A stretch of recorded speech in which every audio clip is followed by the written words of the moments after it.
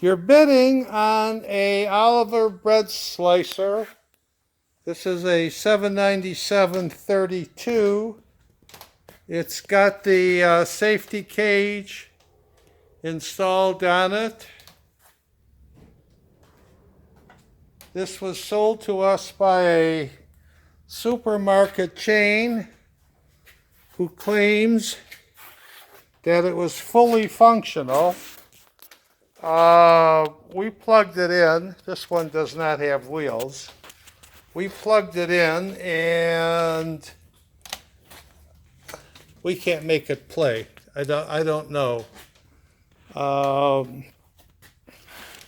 This cage is a recent addition. You can see it's been sitting, but it stays in place. This is what it is. Oliver 797-32 with the, they call it a Pro Guard. That's what it is. Good luck bidding.